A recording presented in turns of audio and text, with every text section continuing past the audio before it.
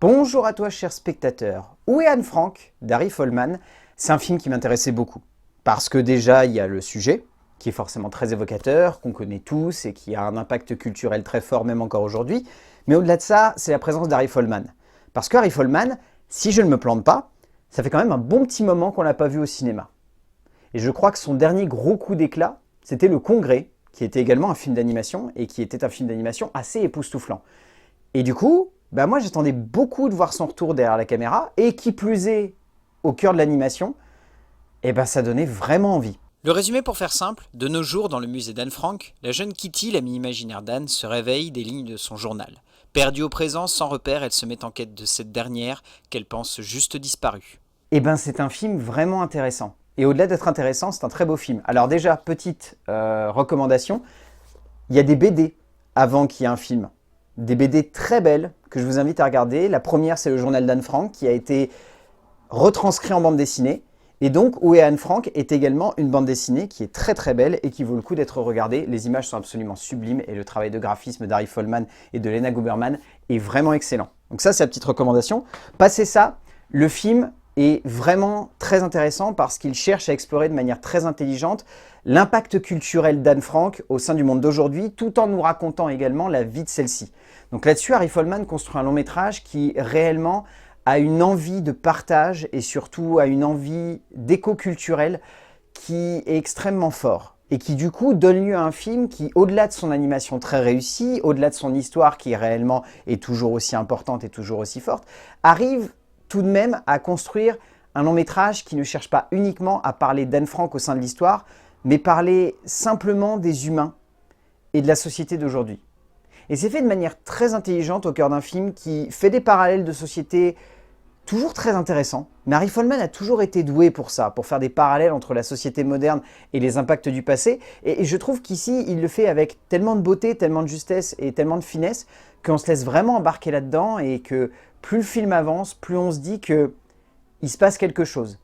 Ça reste un poil classique en termes de narration, je dois avouer, c'est un peu maladroit, mais pour autant, le reste du film est vraiment fort et là-dessus, ça fonctionne du feu de Dieu. S'inspirer de l'histoire pour raconter notre actualité, et surtout peindre avec le plus de crédibilité possible les problèmes de notre temps, est une vaste épreuve pour un auteur de cinéma, nécessitant souvent un recul immense pour ne pas simplement se perdre dans une démarche facile ou simplement ne pas traiter correctement le bon sujet.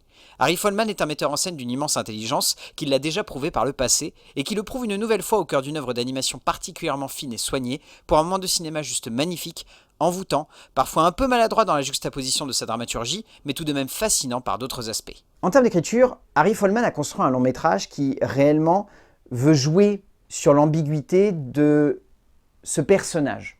Kitty est un personnage assez fascinant parce que remis dans, on va dire, une perspective corporelle, celle d'un personnage de cinéma, du coup, on se sent réellement impacté par ça, parce qu'on se met à la place de ce personnage qui voit celle qui l'a créé se remettre en question et surtout dérouler un petit peu sa vie.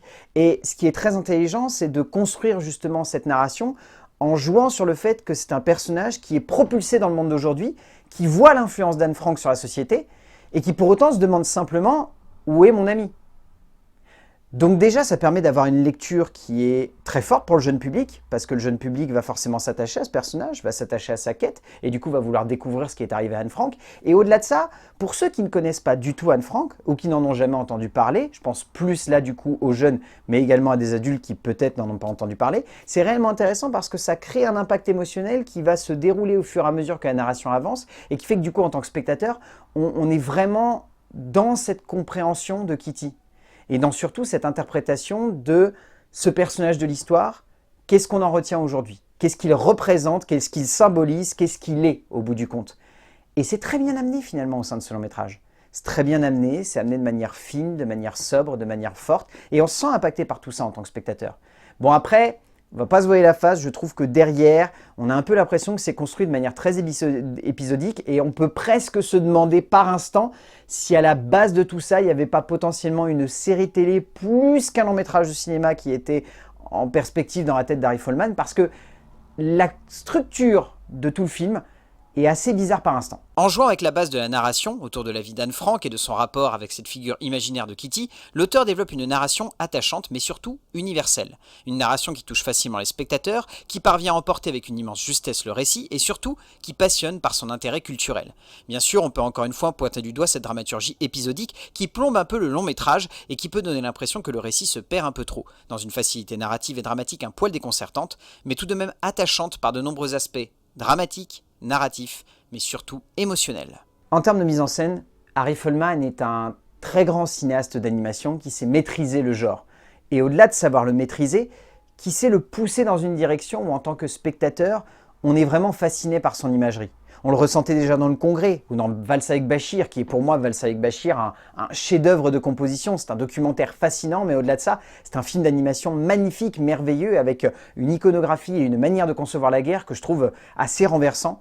Et c'est un de mes plus grands films de chevet. Enfin, je l'ai découvert par pur hasard et j'ai été transporté par le long-métrage.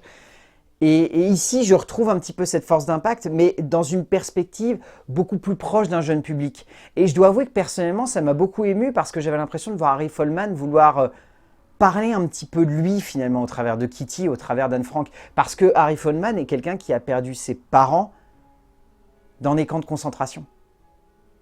Qu'à partir de ce moment-là, le film a un impact émotionnel beaucoup plus fort. Et remis dans cette perspective-là, on se pose les mêmes questions que ce réalisateur. Quel héritage on retient de ça? Qu'est-ce que l'histoire nous a appris? Et qu'est-ce qu'aujourd'hui on continue à faire alors qu'on devrait avoir appris des erreurs de notre passé? Et à partir de là, le film a un impact très différent sur nos spectateurs. Et la mise en scène aussi, et le graphisme aussi. Cette imagerie qui mêle parfois des miniatures et une certaine forme de réalité nous permet de nous plonger au cœur de ce voyage assez unique en son genre. Et c'est là que le film devient très intéressant. Et c'est là surtout qu'on comprend à quel point Harry Folman est un cinéaste brillant et surtout qui sait comment construire un film de manière assez forte et assez intelligente pour dépasser l'aspect un petit peu classique de sa base. La beauté du graphisme qu'offre Harry Folman n'a d'égal que la puissance visuelle qu'il met en place pour emporter son récit de bout en bout, ne se limitant pas simplement à une expérimentation visuelle par le biais de ce jeu entre miniature et animation 3D, mais allant encore plus loin par le biais du mouvement et de l'imagerie de sa réalisation. On sent que le cinéaste veut emporter la puissance et la base de son récit dans une direction où le spectateur se met complètement à la place de Kitty, pour comprendre la place d'Anne Frank au sein de notre société, et ainsi, bien plus encore que de réussir à traiter d'un sujet qui lui est personnel, le cinéaste parvient à rendre son histoire universelle. En termes de casting vocal, en France, on est plutôt gâté parce que je trouve dans la grande majorité le casting très bien fait, très intelligent et surtout très beau. On retient forcément les performances des deux actrices principales, entre guillemets, des deux star talents qui sont utilisées. Sarah Giraudot est vraiment magnifique.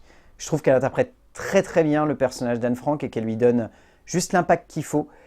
Mais je dois avouer que j'ai une préférence pour celle qui double Kitty, qui elle pour le coup arrive à la porter avec beaucoup de sobriété, beaucoup d'élégance, beaucoup de finesse et vraiment elle est encore plus impactante émotionnellement grâce à sa performance vocale. Ludivine Sagnier porte à merveille le rôle de Kitty, lui donnant une justesse dramatique et narrative folle tout du long du métrage où elle est clairement l'un des gros points forts par le biais d'une interprétation parfaite. Au bout du compte, Où est Anne Frank est un film que je trouve fort parce qu'il arrive à remettre au goût du jour et à remettre dans l'actualité une jeune fille qui a marqué l'histoire. Qui a marqué l'histoire culturelle, l'histoire politique, l'histoire humaine, et que Harry Folman cherche à transporter dans une dimension où le jeune public va pouvoir se retrouver en elle.